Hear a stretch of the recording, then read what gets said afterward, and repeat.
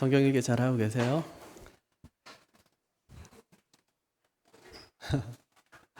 육수했는데 성경 읽으면 좋은 게 뭐가 있죠?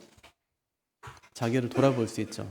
성경 읽다가 그럼 사람 바뀌겠죠. 하나님이 기뻐하시는 게 아니네 하면서 바뀌겠죠. 근데 안 읽으면 그 몰라요. 그냥 산다고요.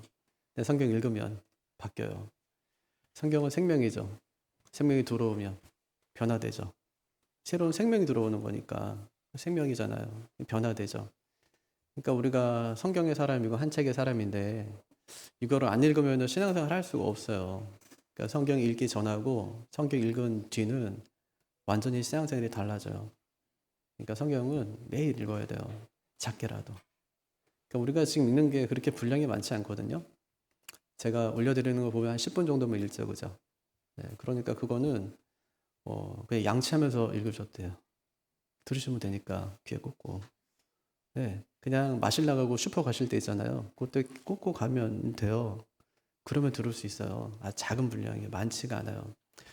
유튜브 본다고 생각하세요. 유튜브잖아요. 여러분 좋아하는 거. 유튜브 늘 보시잖아요. 그거 보는 거예요, 유튜브. 네, 그러면 이제 말씀 있으니까 말씀 읽고, 어, 오늘 말씀이 내게 주신 은혜가 뭔가 생각해보고, 네, 그렇게 사시기를 바래요. 평생, 네, 말씀 읽으면서 사세요. 그러니까 제가 그랬죠. 설교 많이 듣지 말라고. 다 헛방입니다, 진짜. 예, 전 안 들어요. 누구 설교도 안 들어요. 예, 왜냐하면 설교 듣고 신앙생활 하면 안 돼요. 말씀 읽으면서 신앙생활 해야지. 하나님께서, 예수님께서 오셔가지고, 막 너네 열심히 설교 들어. 사도들 설교 되게 중요한 거야. 사도들에게 가르치시면서도 너 설교법 이렇게 해야 돼. 한마디도 말씀하신 적이 없어요. 설교를 가르쳐 주질 않으세요. 우리끼리 목숨 거는 거지. 어떻게 하면 사람 마음을 한번 흔들어 볼까? 감동을 줘 볼까? 내 설교에 한번 홀딱 빠지게 한번 해볼까? 뭐 이런 거죠. 우리끼리 얘기지. 성경은 관심 없어요. 왜냐? 너무 완벽한 말씀을 주셨기 때문에 이 말씀 읽으면 끝나요, 그냥. 세상의 모든 문제, 내 영혼의 문제까지 완전히 끝나요. 예. 간혹 가다가 저한테 강의해달라고 하는 요청이 들어와요. 그럼 저는 강의 제목이 뭔데요? 물어봐요. 그럼 강의 제목이 뭐래요? 그럼 제가 기도하면서 꼭 생각해요. 하나님 이런 강의 해달라는데 성경에 어디 있어요? 하고 물어봐요.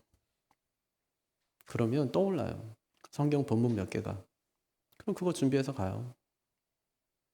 네. 아니 우리가 뭐 할 수 있는 게 뭐가 있어요? 네. 하나님 말씀대로 살아가는 거지. 근데 만약에 말씀이 안 담겨 있으면 그러면은 생각해도 떠오르지 않을 거예요. 기도에도 응답이 아마 되게 더디 올 거예요. 네. 근데 하나님께서 보통 우리에게 기도에 응답하시는 방법 중에 하나가 말씀을 깨닫게 하시는 거예요. 내게 있는 말씀, 없는 거 없어요. 없는 건 안 돼요. 있는 말씀. 하나님 말씀해 주세요. 그럼 하나님께서 말씀하시죠. 내가 이미 말씀을 다 했는데 이제 너가 읽으면 돼. 예. 교회가 읽을 때 같이 읽는 게 가장 좋아요. 예, 아이들과 함께. 예, 아이들에게도 10분이니까 학교 갈 때 들으면 돼요, 아이들은. 어려운 거 아니거든요. 말씀 들으면 변하냐? 변해요. 성격이 변하냐?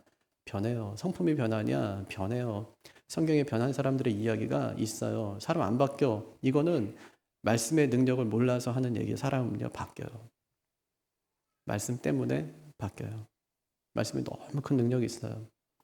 다른 거 심어주지 말고 우리 아이들에게 말씀 자꾸 심어줘야 돼요. 음.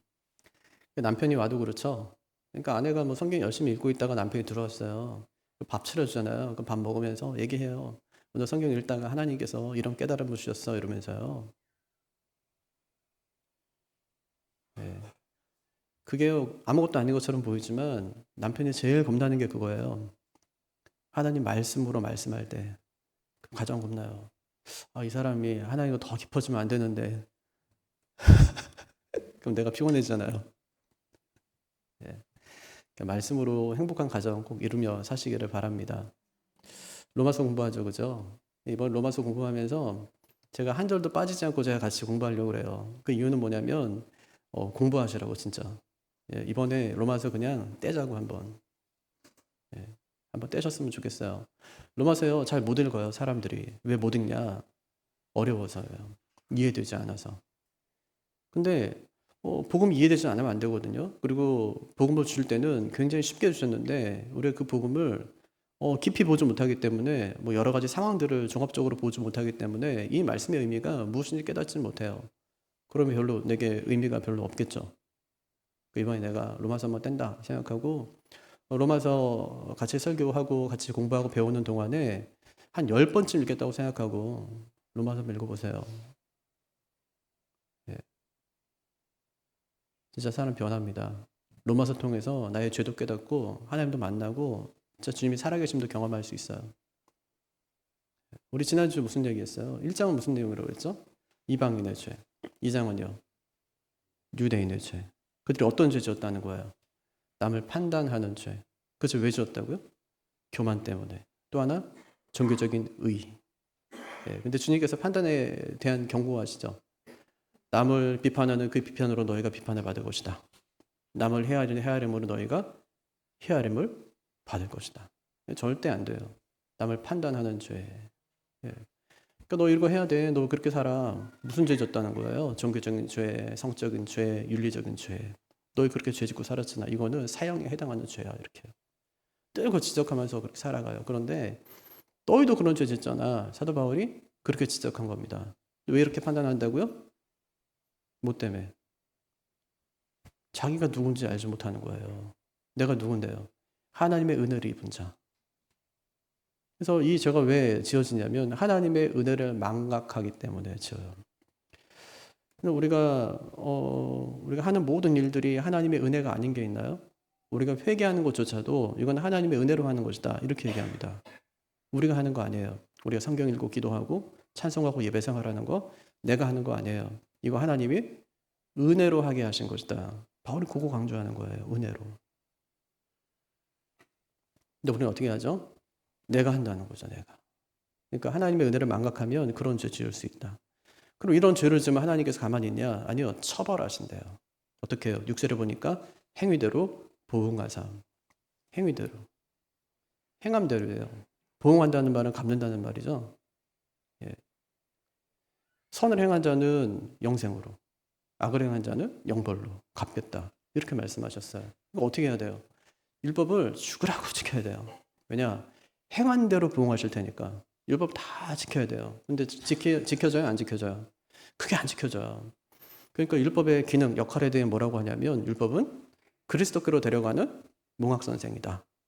예, 몽학선생이래요. 그게 율법의 역할이래요. 하다 안 되니까 그때 우는 거죠. 뭐라고요? 못하겠어요. 제가 진짜 못하겠어요. 안 지켜져요. 하려고 애를 썼는데 안 돼요. 자꾸 범죄해요. 자꾸 어겨요.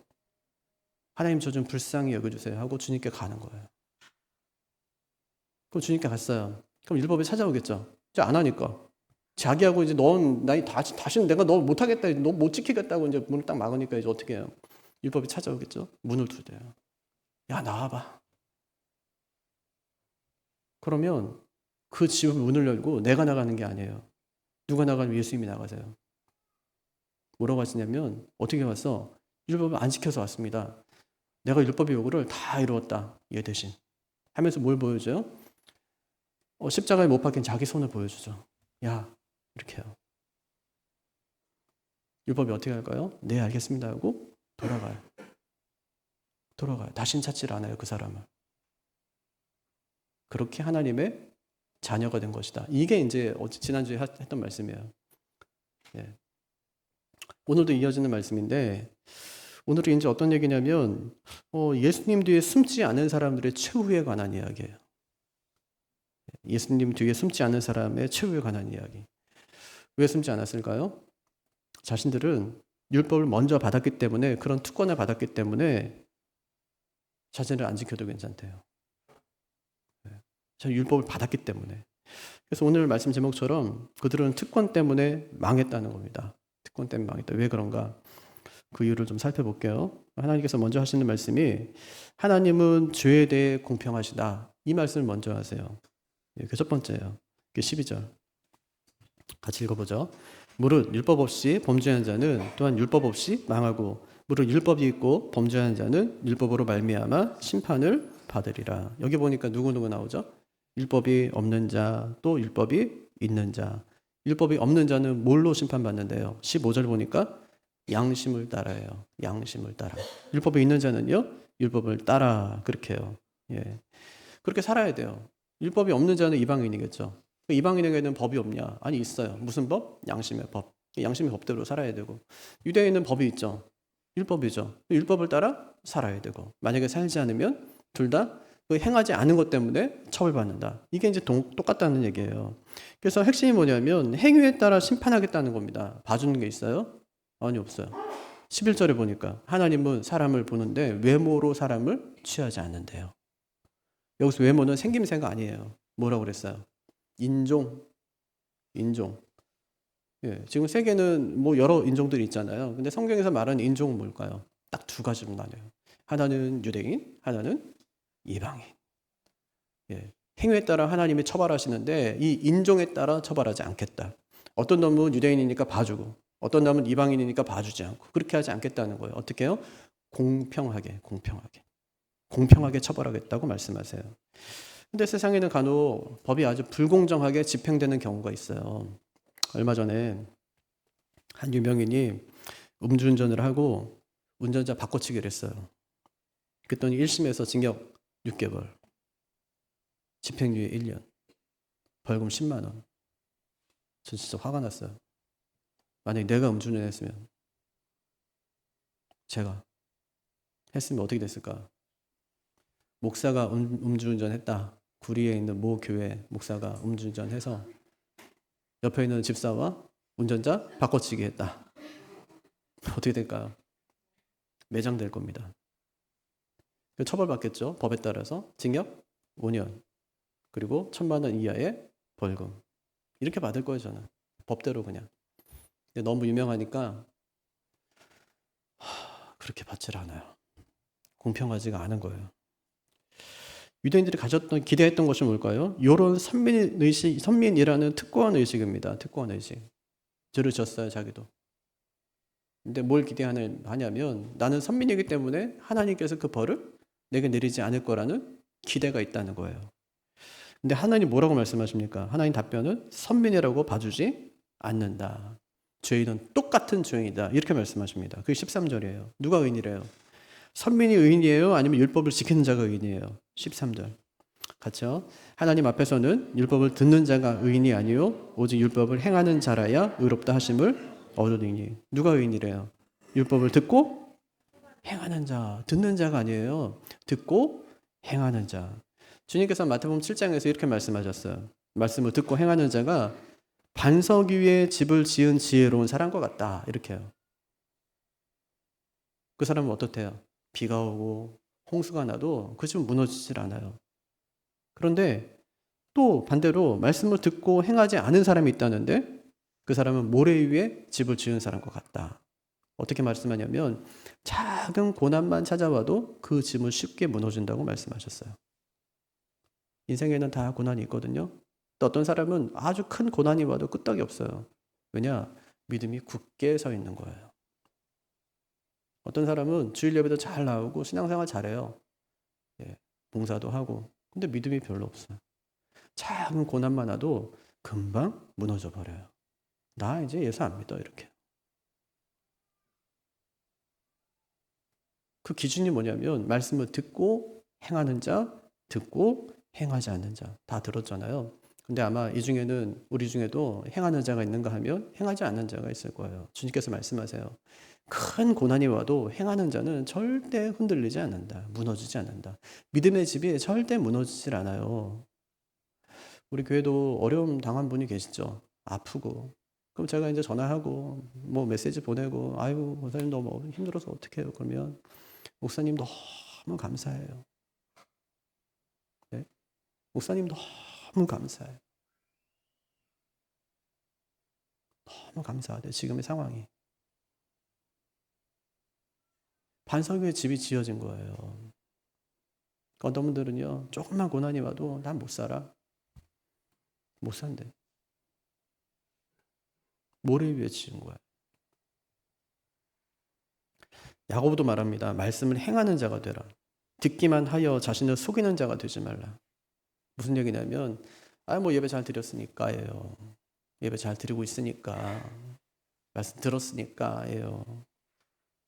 말씀을 듣고 행하지 않는 자는 거울로 자기 모습을 보고 그 모습이 어떤지 금방 잊는 사람과 같대요. 금방 잊는 사람.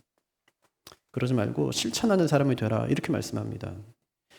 결국 이 말은요, 유대인의 특권의식이 하나님의 법 집행에 아무 영향도 미칠 수가 없다는 말이에요. 먼저 믿은 거요? 이건 헛방이다. 그런 얘기예요.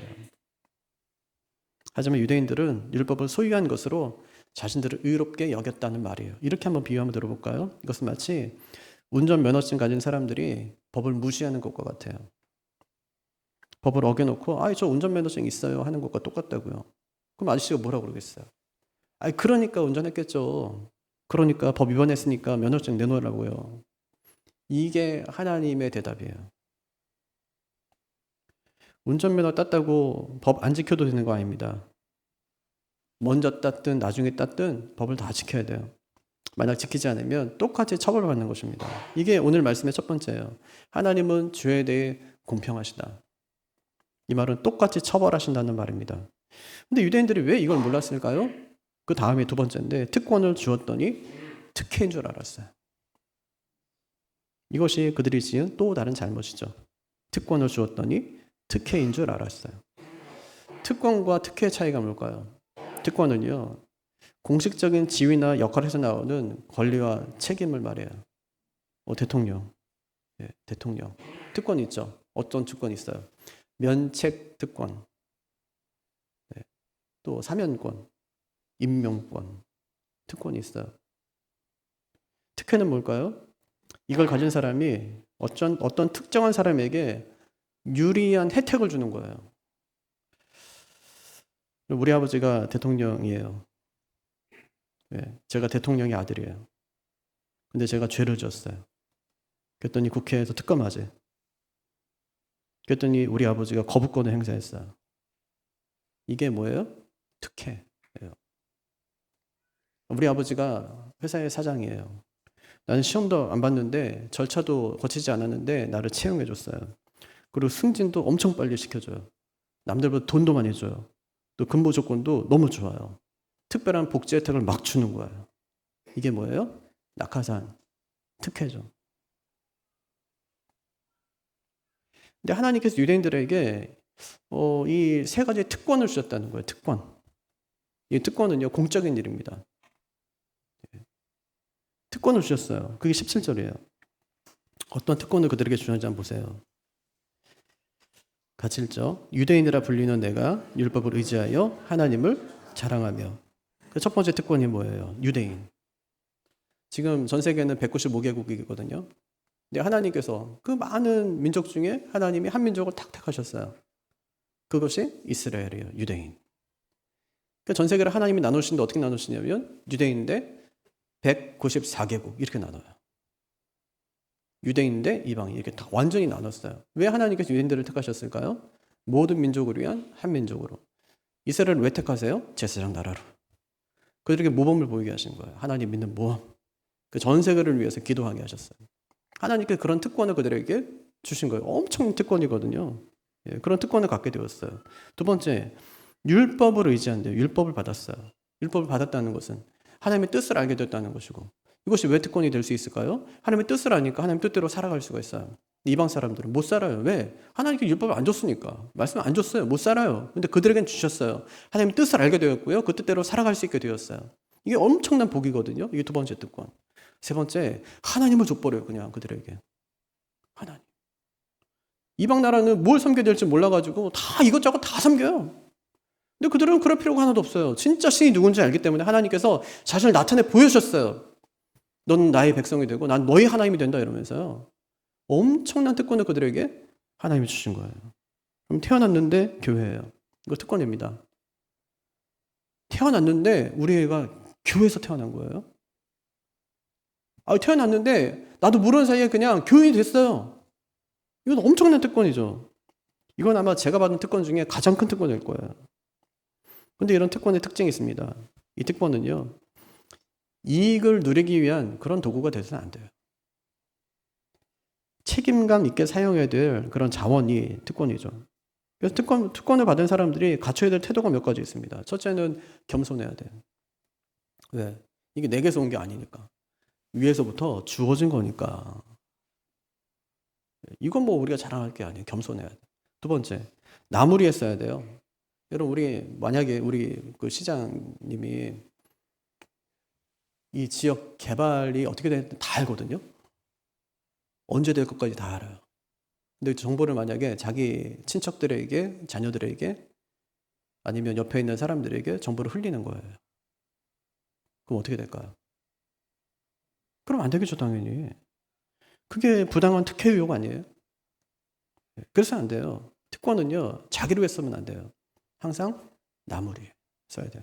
세 번째, 특권은 책임이 따릅니다. 이걸 절대 남용해서는 안 된다는 말이에요.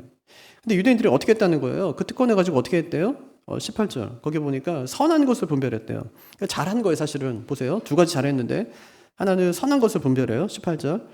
율법의 교훈을 받아 하나님의 뜻을 알고 지극히 선한 것을 분간하며. 그러니까 옳고 그름의 기준을 세웠다는 거예요. 유대인들이 잘했던 게 뭐예요? 기준을 세우는 거 잘해요, 아주. 두 번째, 맹인의 길을 인도했대요. 19절 한번 같이 읽을까요? 맹인의 길을 인도하는 자요, 어둠에 있는 자의 빛이요. 그러니까 율법을 공부하고 가르치는 일에 힘썼다. 세 가지 특권 받았다고요. 그들이 세 가지 특권을 받았어요. 유대인이 되었고 하나님도 받았고 그 다음에 율법도 받았어요. 그걸 어떻게 했냐? 선한 것을 분별했어요. 질서를 잘 세우고 그다음 맹인들을 이제 가르쳤다는 거예요. 맹인들을 가르쳐 이방인들에게 그 율법을 가르쳤다는 말이에요. 잘했어요. 그런데 잘했는데 칭찬이 아니라 책망을 들어요. 무슨 책망을 들었는지, 왜 책망을 들었는지 이 두 가지 살펴보면 되겠죠. 먼저 무슨 책망을 들었는지 보세요. 다른 사람은 가르치면서 자기 자신은 가르치지 않았다. 이렇게 말합니다. 21절 중간에 보면은 그렇게 얘기하는 거예요. 한번 볼까요? 한 문장만 보죠. 21절 중간까지만. 그러면 다른 사람을 가르치는 내가 내 자신은 가르치지 아니하느냐. 네. 이건 뭐라고 하죠? 다른 사람은 가르치면서 나 자신은 가르치지 않는 것. 다른 사람에게 하라고 막 강요하면서 나 자신은 하지 않는 것. 이것을 위선이라고 하죠. 겉과 속이 다른 거. 겉으로는 옳은 척하면서 실제는 그렇지 않은 거. 예수님이 바리새인들에게 늘 하셨던 말씀이에요. 이렇게 말합니다. 그들이 무거운 짐을 묶어 사람의 어깨에 지우되 자기는 이것을 한 손가락으로도 움직이려 하지 않는도다. 남한테는 어떻게 해요? 율법의 과중한 짐을 확 그냥 어깨에다가 짊어져요. 이거 다 지키며 살아가야 돼 이렇게 해요. 성경에는 613개의 하라 하지 말라는 명령이 있거든요. 율법의 규정들이 있어요. 근데 하나님께서 이거 다 알기 힘들고 다 지킬 수가 없으니까 이 10가지만 지켜도 너희가 충분히 나와 함께 살아갈 수 있어 하면서 그것을 요약해서 10가지로 해주셨어요. 예수님께서 오셔가지고 10가지 다 기억할 필요도 없어요. 그냥 하나님 사랑하고 이웃 사랑하면 이 모든 계명이 다 이루어지는 거예요. 근데 유대인들이 어떻게 하냐면 이걸 쪼개고 수천 개 수만 개로 만들어요. 이거 다 지켜야 돼 이렇게 이제 율법의 과중한 짐을 그들의 어깨에 지워요. 그리고 자신들은 하나도 하질 않는 거예요. 남에게만 부담을 지우고 자신들은 아무것도 하질 않는 거예요. 이런 사람이 어떤 사람입니까? 나쁜 사람이죠. 아주 나쁜 사람. 근데 팀 켈러가 우리가 그래 이렇게 얘기합니다. 우리가 그래 이렇게 얘기했어요. 매일 성경을 읽으면서 성경이 말하는 진리를 자기 자신에게 적용하는가? 왜 성경을 읽는가? 단지 성경을 얼마나 잘 아는지 자랑하고 남들과 논쟁하기 위해서 성경을 배우는가? 아니면 성경이 말하는 진리를 당신 자신에게 적용하려고 보는가? 성경을 읽으면서 스스로에게 이렇게 말하라. 성경이 말하고 있는 대상은 바로 나다. 성경은 나에게 무엇을 말하고 있는가? 성경을 통해 자기 자신을 면밀히 살펴보지 않는다면 당신은 위험해질 수 있다. 당신 스스로에게 적용하지 않는다면 성경을 많이 알면 알수록 더 해로울 것이다. 설교자가 단위에 서기 전에 꼭 자신에게 물어야 될 것이 있어요. 너는 이 설교를 할 자격이 있냐? 부모가요, 자녀에게 훈계하기 전에 꼭 자신에게 물어야 될 거 있어요. 내가 이 말을 할 자격이 있나?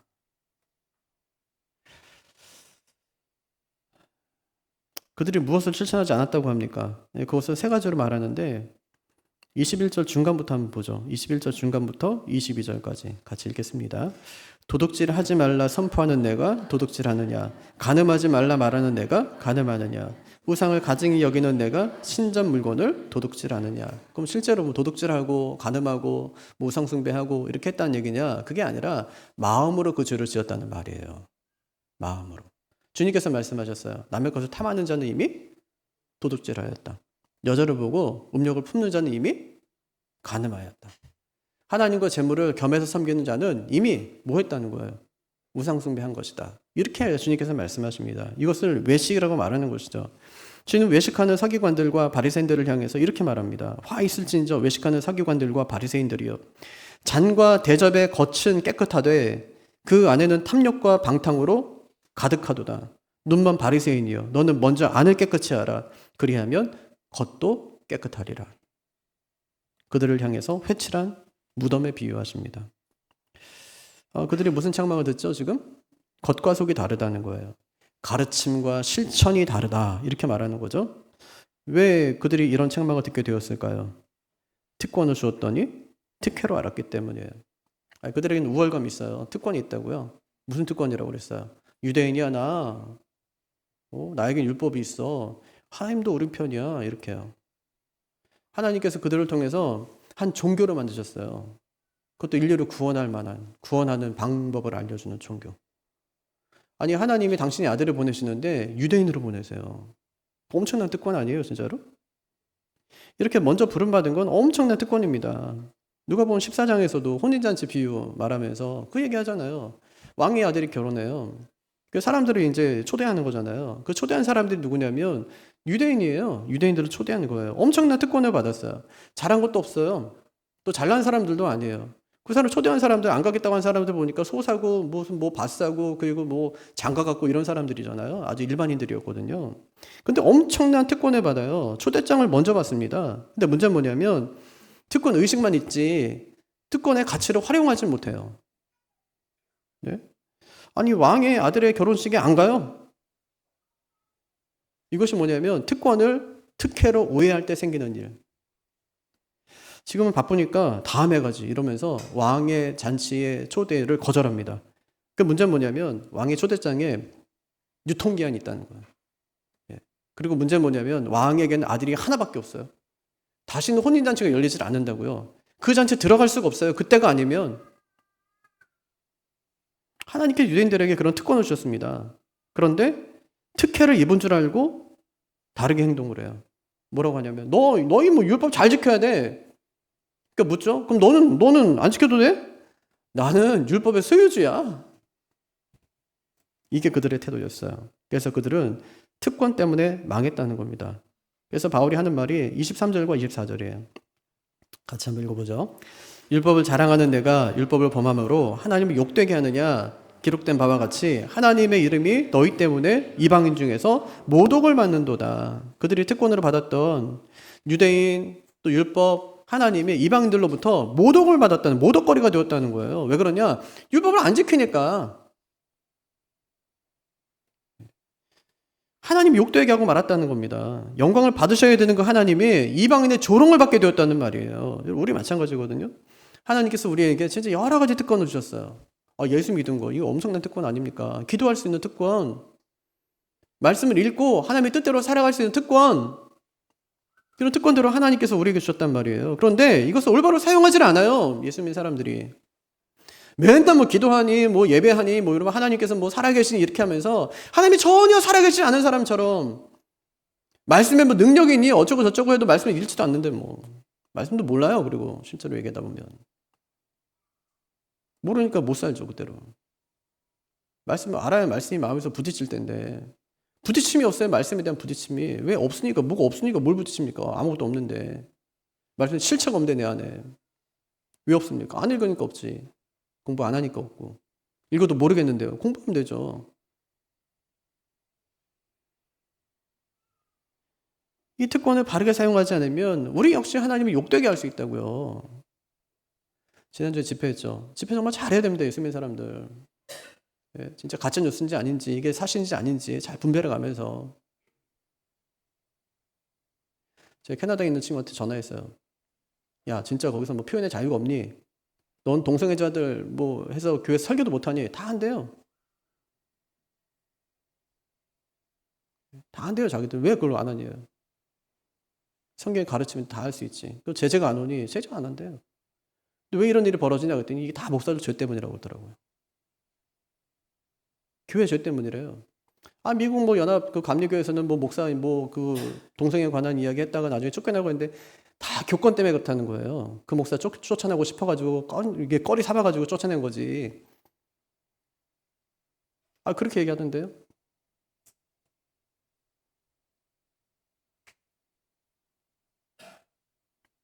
우리 자신을 정말 겸손하게 돌아봐야 돼요. 하나님께서 교회에 주신 엄청난 특권이 있지 않습니까? 근데 우리는 뭐 예수 믿고 됐으니까 됐지 뭐 나는 무슨 뭐 죄를 져도 이제 앞으로 뭐 구원은 뭐 나는 당상이고 이렇게 해요. 막 살아요. 그러니까 아무렇게나 막 살고. 하나님 두려워하지도 않아요. 거기서 나타나는 게 뭐가 있겠습니까? 아니 바리새인이 멀리 볼 것도 없어요. 2000년 전에 있던 바리새인이 아니에요. 우리가 바리새인이지. 세상에 보십시오. 세상 사람들은 보십시오. 그 100만이 모였니 뭐 110만이 모였니 하는데 세상 사람들이 보라고요. 두려워하는지. 하나도 두려워하지 않습니다. 조롱합니다. 언론에 나오는 거 보십시오. 어떻게 나오는지. 그게 되는 거 아니에요. 힘 자랑한다고 될 수 있는 게 아니라고요. 하나님이 진짜 원하시는 것이 무엇인지를 봐야 돼요. 회개함으로 진짜로 교회마다 회개함으로 하나님 옆에 올바로 서는 것이 중요한 것이지. 교권 다 내려놓고 다 목사를 정신 차리고. 그게 필요한 것이지 뭐가 필요합니까 지금. 교회가 새로워져야지. 우리가 언제 뭐 세상이 새로워지기를 바라면서 기대하며 살았던 적이 언제 있습니까? 세상 어려워질 거예요. 우리가 결단하고 각오하고 어려움 가운데서도 복음 전하기 위해서 순교의 정신을 가지고 그걸 우리가 감당하는 거지. 다른 걸로 우리가 어떻게 살아갈 수 있겠습니까? 바울이 하는 말이요. 겸손하게 자기 자신 돌아보라는 말이에요. 바울이 편하게 살았습니까? 나중에 목 잘려 죽습니다. 바울이. 복음 전하다가 목 잘려 죽는다고요. 그 사람이. 하나님이 주신 특권을 책임감 있게 사용할 것을 지금 권면합니다. 하나님께서 우리에게 맡겨주셨어요. 교회를 맡기시고 성경을 맡기셨어요. 하나님을 맡기셨다고요. 하나님의 이름을 맡기셨다고요. 어떻게 살아야 됩니까? 그리스도인이라고 하는 우리가 어떻게 살아야 됩니까? 진짜 결단하고 살아가야죠. 그럼 옛날에는요. 교회가 진짜 무서운 곳이었어요. 왜냐? 벌을 주거든요. 제가 어릴 때만 해도 교회에서 만약에 직분자가 자녀를 불신 결혼시키잖아요. 권징 다 받았습니다. 어떤 장로님은 1년 동안 기도를 안 시켰어요. 교회는요. 정말 두려운 곳이었어요. 와서 너무 벌벌 떠는 곳이었어요. 어떤 권사님들이 싸웠거든요. 그래서 징계를 했어요. 수찬 정직까지 시켜버렸어요. 1년 동안. 대표교도 아예 안 시키고 교회 봉사 다 안 하고 그냥 직분 다 내려놓게 하고 성찬을 참여하지 못했다고요. 성찬에 참여하지 못하는 그리스도께 참여하지 못하는 거니까 그리스도에게서 끊어지는 거예요. 이거 엄청난 벌이거든요. 수찬 정지가. 그건 교회 떠났을까요? 아니요. 1년 동안 울면서 회개하는 거예요. 두 분이. 그렇게 교회를 지켜갔다고요. 우리가 진짜로 겸손하게 자기 자신을 다 돌아봐야 됩니다.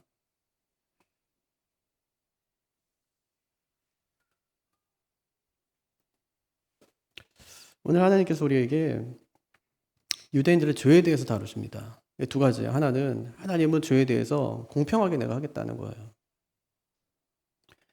유대인이라고 내 특혜를 봐주지 않겠다는 거예요. 죄 지었으면 누구든지 벌 받아야 돼요.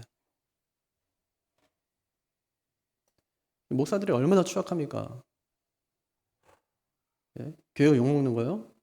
성도가 잘못해서 욕먹는 거 하나도 없어요. 제 교회마다 제가 부교육자 20년 넘게 했잖아요. 교회마다 얼마나 많은 교회들을 다녔겠어요. 어느 교회나 성도는 다 좋아요. 다 목사가 문제지. 자기들이 다 이렇게 만들어 놓고 뭘 어떻게 하겠다는 거예요. 하나님은요, 죄에 대해 공평하십니다. 뭐 주의 종이니 뭐 어쩌고저쩌고 하면서 뭐 다른 것처럼 막 그거 안 할, 그거 잘못됐다고 해서 종교개혁 이렇게 놓고 마치 자신은 뭐 목사니까 뭐 더. 저한테 목사 욕은 하지 말라고 누가 그러더라고요. 네 얼굴에 침 뱉는 거다 이러면서 너는 뭐 의롭냐? 아니 저 의롭다는 얘기 아니에요.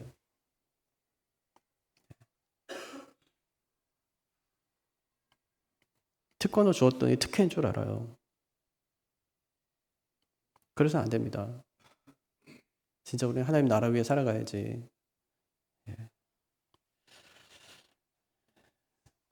정말 선한 것을 분별하고 하나님의 뜻을 잘 가르치고, 가르치는 데만 힘쓰는 게 아니라 가르친 것을 내가 잘 실천하며 살기 위해서 애를 쓰고 노력하고,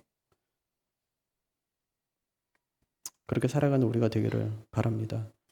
하나님의 자녀가 된 특권을 잘 사용하며 살아가는 우리가 되기를 주님의 이름으로 축복합니다.